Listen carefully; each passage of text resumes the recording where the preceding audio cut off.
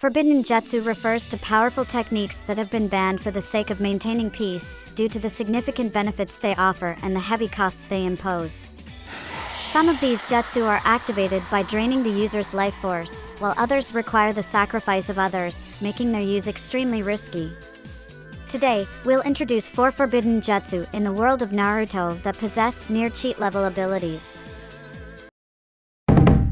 Multi-Shadow Clone Jutsu.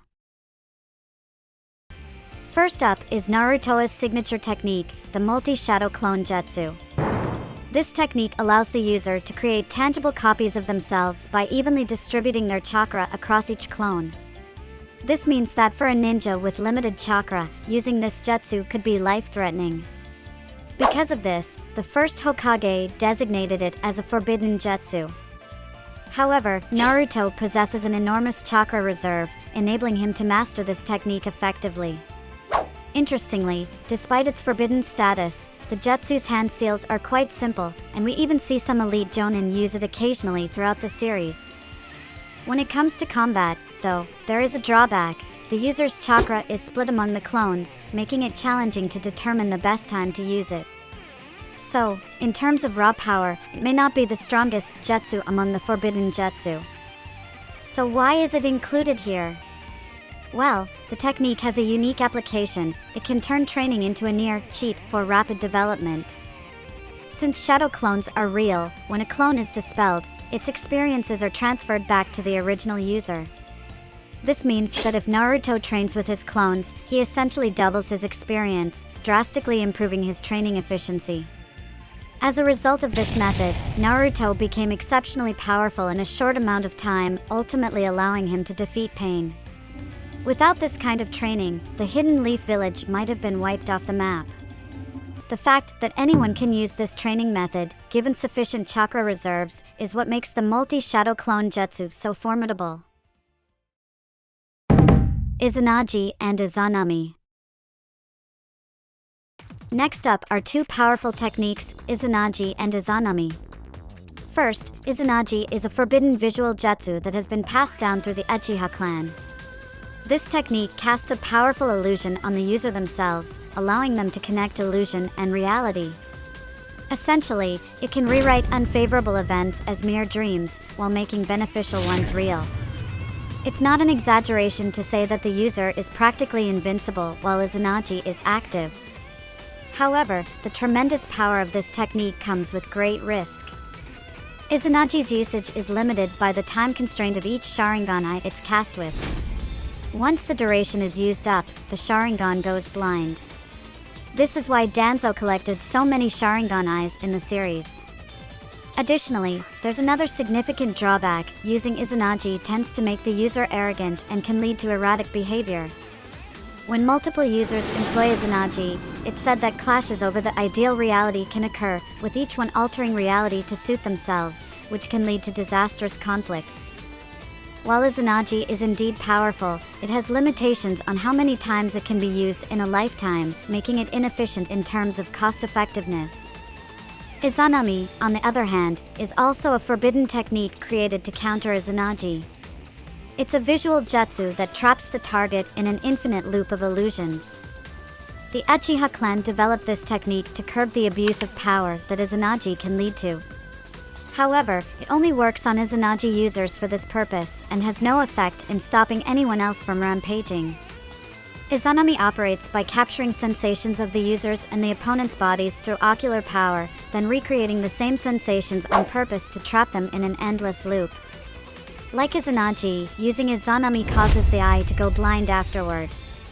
Interestingly, the way to break free from Izanami's loop is by accepting reality. Only then can the trapped individual escape the illusion. Earth Grudge Fear. Next, we have Earth Grudge Fear Jiangu. The name might remind you of the Gundam series, and indeed, Kakuzu's jutsu names are inspired by mobile suits. He uses techniques like Fire Style, Searing Migraine, Wind Style, Pressure Damage, Lightning Style, False Darkness, and Earth Style, Earth Spear. But, returning to the point, Kakuzu's secret jutsu, Earth Grudge Fear, is the forbidden technique from the village hidden in the waterfall. Earth Grudge Fear allows Kakuzu to produce black, thread-like tendrils from his body. These threads can reattach limbs, reshape his form, and even stretch his arms underground. The versatility of this technique is top-tier among jutsu, as it can be applied not only to himself but also to others, making it useful for emergency treatments. Kakuzu used it to reattach Heiden's head and Daidara's arm, for instance. The most frightening aspect of Earth Grudge Fear is its ability to store up to 5 hearts from others. By integrating these hearts into his own body, he can utilize the elemental chakra natures of the original owners. That's why Kakuzu demonstrated various elemental styles in the series. The reason he didn't use water style was likely because the heart with that affinity was destroyed by Kakashi. Kakuzu is practically immortal as long as he has these extra hearts, meaning you'd have to kill him 5 times if he has all 5. But the scariest part of Earth Grudge Fear is its risk-free nature. Unlike other Forbidden Jutsu, this one has no mentioned drawbacks in the original story. This unrestricted power and utility make Earth Grudge Fear one of the most formidable forbidden techniques. Summoning, Reanimation Jutsu.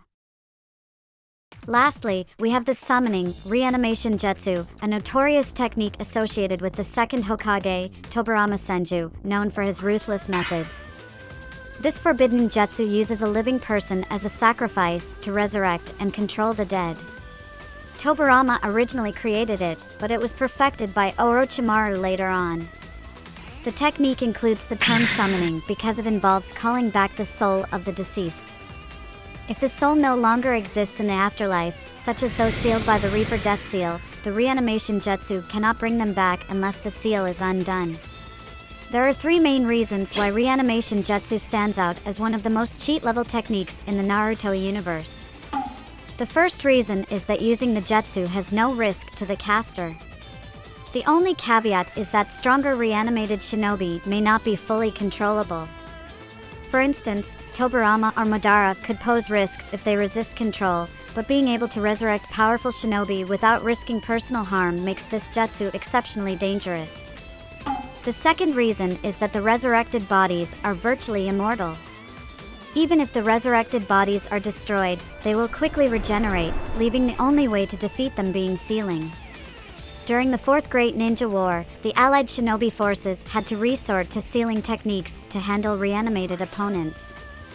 Finally, the third reason is the ruthless potential for combination techniques. For example, there's the mutual multiplying explosive tags. The reanimation jutsu's effectiveness increases with the skill of the caster, but as control intensifies, so does the risk of rebellion. However, by implanting explosive tags within the reanimated bodies, you can secure a constant and deadly offensive tactic, which also helps prevent mutiny. Unsurprisingly, the second Hokage devised this brutal use of the jutsu as well. If someone were to reanimate a powerful ninja like Might Guy after opening all 8 gates, we would likely witness an unmatchable force that would never fade. The summoning, reanimation jutsu remains one of the most cheat-level techniques, known for its ruthlessness and depravity.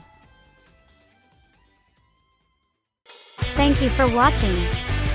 Subscribe to our channel.